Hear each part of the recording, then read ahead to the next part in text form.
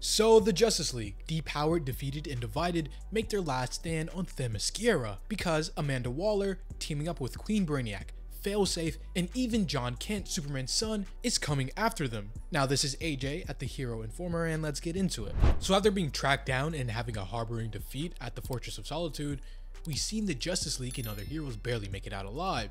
But now as we pick up here, we see what's going on with some of the other heroes, such as Hawkgirl and Mammoth, with Waller's people still tracking them down, planning to incapacitate, deplete their powers, and put them in prison for seemingly life. And so this would be the fate of all the other metahumans or superpowered individuals if the DC superhero community can't mount up a counterattack and prevail. Moving to the head of operations where Amanda Waller and her team are operating from, for this entire global attack, we see her talk to her little team, consisting of BRAINIAC QUEEN and FAILSAFE, both androids or robots of some sort who made this entire thing possible. But this little trio here starts to give a little update on how everything is proceeding, with Superman's son, John Kent, moving at super speed across the globe, trying to find the lost heroes who went through a portal to escape them at the Fortress of Solitude. And FAILSAFE, creation of Batman, gives an update on his little task force, a group of Amazos specifically targeted and tasked with taking out the Justice League and their powers, absorbing them, leaving the Justice League powerless and defenseless, as they are nearing a near 100% on captured heroes and villains. But there is a little downside. For some reason, some of the units are becoming less responsive, and if it continues, he will have to activate a partial reset. And so with that, Amanda Waller issues them to start their overseas operations, taking their little plot of capturing every metahuman, from operating just on US soil to globally overseas. But speaking of overseas, we then move over to an island where we see some heroes regrouping, specifically Red Tornado, who in a twist will become very important or detrimental later. But we see these heroes regroup on Themyscira, with again we see Nightwing being the leader in charge here, giving everybody the plans and really stepping up in the absence of some of the other heroes such as Batman, Superman, and some of the other leaders that may have taken charge leading these heroes. And while they are here on Themyscira, we see some of the heroes and the general consensus that they may have. The first being, well, why Themyscira, you know? One, a place that's already wanted by the US government, and two, a sacred and hidden place specifically meant for no men. And the answer to that is Mr. Terrific picked the first supernatural place that had a natural cloaking device that Kryptonian powers couldn't detect, as the island itself is fused with magic, which of course is handy in its own way. And speaking of the Kryptonian, Superman's son, Big Barda, and some of the other intense heroes have a more sinister fate for him in mind. As you see in their head, it's either him or them, meaning if they don't strike first and come up with a plan to kill him, Waller and her strike force will kill him first. So as they confirm that Flash still has a kryptonite with him, Big Barda specifically is pushing forward using more extreme methods and taking him out permanently. But of course, Nightwing, being the self-appointed leader here, clearly butts in, saying stop, the kid is clearly being manipulated by Queen Brainiac. He's a casualty of war, not an enemy, meaning he can also be saved. But of course, Big Barda is still butting heads with him, saying with all due respect to his father, Superman, the boy will end us unless we end him first. Which is pretty cool to see the Kryptonians being actually treated as a major threat and something to not play around with, life or death situation, especially with them being an enemy, which in some Justice League stories they are treated as second fiddle, sometimes not even top dog when other heroes are in place such as Shazam, or some magic users, or some other high tiers. So which type of stories do you prefer? Do you prefer if the Kryptonians are treated as top dog, or do you prefer if they're just treated as another part in the DC universe? Not necessarily the end all be all in power or top tier, but still a powerhouse in their own right.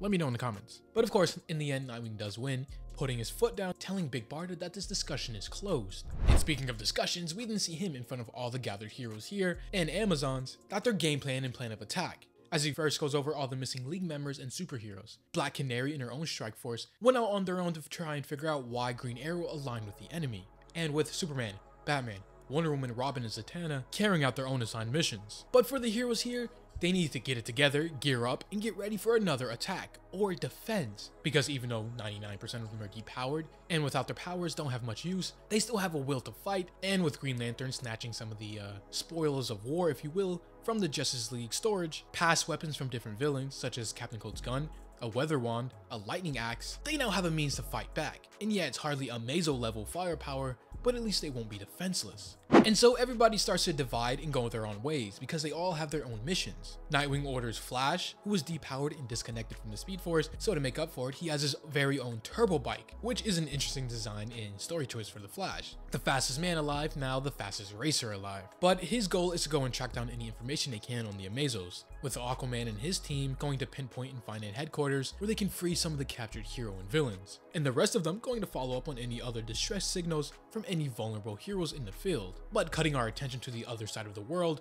in China, Shanghai, we see some of the Chinese intelligence going over and explaining some of this chaos that is going on with Amanda Waller and her Amazos within the superhero community, even going on to say one of their options would be to wage war on the United States. But before they can progress any further, suddenly there is a giant crash as FAILSAFE has penetrated the Chinese defenses, telling them that it would be pointless to wage war, because this morning Waller has decided that she has no further use for the US government, cutting ties with it and claiming that their Ministry of Order is now a world power unto itself. And going this far is crazy, because if Amanda Waller does somehow survive this event, there's no way she isn't going to be jailed forever, or even executed for this.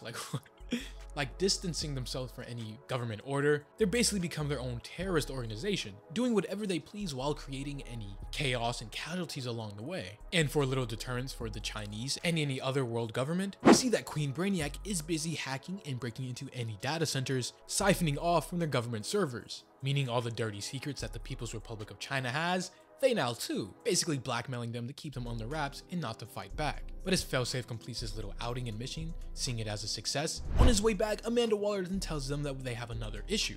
That some of the Amazos, their task force, which was promised to be unstoppable, is running at less than peak capacity. As you see, they seem to be somehow infected. No, not like a virus or anything like that. Frankly, they are so powerful and working so well that they are taking more than they even bargained for. As you see, along with taking the hero's powers, they also start to siphon off some of their targets' morals, which Amanda Waller, in a sense of unbelief, goes on to say that you're telling me that goodness is a superpower itself. But of course, the fix is pretty simple. As FAILSAFE has mentioned in the beginning, that he needs to set a temporary reset. And yeah, while it won't take more than an instant is all it takes while they are on the field, especially in the case of someone like Flash, who was being pursued by one of them, and this instant is all he needed to get away, as he zooms past. And now as we cut our focus over to Flash himself, who is now free of the Amazo chasing him, he even gets a mysterious call on his earpiece. But this mysterious man that goes on to tell the Flash, it doesn't matter who I am, just know I'm someone you can trust.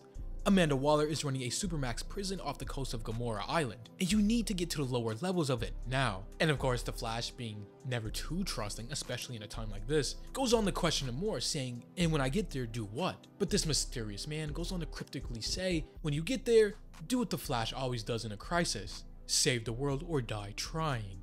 And after seeing a bunch of the other hero teams being successful in their missions, we then pick back up on Themyscira, where we see Mr. Terrific talking with some of the Amazons, specifically in the fact that his plan and the technology he was trying to build is successful, but it seems everything is going too good for the heroes for too long, as something major starts to happen, in the form of Queen Brainiac finally locating them and the hero resistance on Themyscira. And because of this, we also see Superboy, being a Kryptonian, is able to get to Themyscira in an instant, raining down fire, destroying and going for kill shots. And how did Queen Brainiac even find them, you may ask? Well, it's something in the form of Red Tornado, as I hinted to before. Because you see, Red Tornado, even near death, harbors artificial intelligence.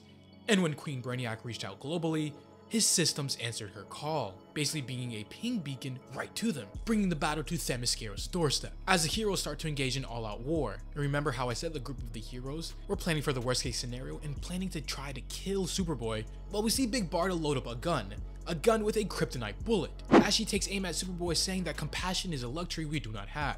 Today, we kill or die. It is that simple. But as soon as she is able to pull the trigger, she is stopped by Nightwing throwing a baton. Which, I mean, come on, Big Barda, there's no way that she would even feel Nightwing throwing a baton and stopping her. But as Nightwing is able to stop her, he then reveals that they do have a plan, a secret, that him and Mr. Terrific couldn't risk being overheard. And so with that, he tries to bait John to come down here, telling him to fight him toe to toe, meet Nightwing on his level. And as John falls for the bait, he takes one singular step onto the island of Themyscira, as a giant explosion of energy, or magic, seems to overtake him. And what seems to be happening is promptly explained by Nightwing, as he goes on to say the island is infused with magic, and right now every bit of it is focused on him, purging his systems of the Brainiac Queen circuitry. And with this momentary lapse in her control of John, he then takes his opportunity to rush towards her, using his super speed, grabbing her by the head, saying, I've been inside your head too.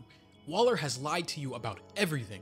She has poisoned you by her hate. But what you really need to know about us, about who we are, is the truth. As somehow visions of all the good the heroes have done also flood her head, of the people they have saved, people they have inspired, people they have taught to be better, and not just the endless hate and propaganda that Amanda Waller has shown Queen Brainiac. But just then another revelation has gone on, as we see a boom tube open up and Batman and the rest of the League heroes enter the fold. And as Batman does arrive, we see him with a actual mother box in his hand. But we also see that Amanda Waller is absolutely angry, seething at the fact that she is losing control over the heroes and the situation.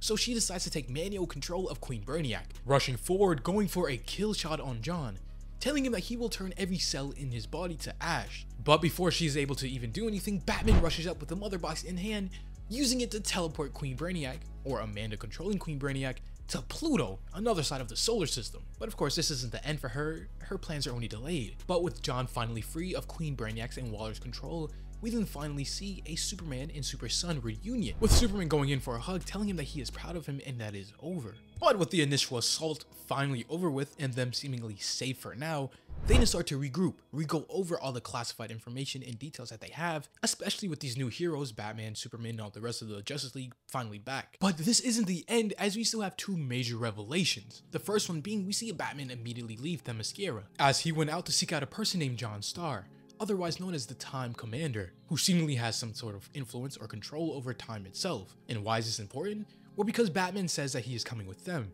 because Batman thinks that he knows how to get everyone's powers back. And oh yeah, picking back up with the Flash, you remember the secret man that was giving him instructions? Well, we see where that took him, into Waller's Supermax sub-basement. And after arriving at super speed, he then realizes that she's built a multiversal transmitter machine. But not only that, but she has stolen his map, a map charting the known multiverse so far. And as the Flash looks over using his scientific mind to put 2 and 2 together, he finally comes to the conclusion that she is using it to build a multiversal army. As unknowingly behind him, we see multiple characters, a Reverse Flash looking one, a Wonder Woman looking one, and a Bane looking one, all who seemingly have super speed themselves, as they rush out to blindside the Flash, which just throws another crazy wrench into the story. Amanda Waller seemingly now has access to a multiversal speedsters team. And how will this all unfold?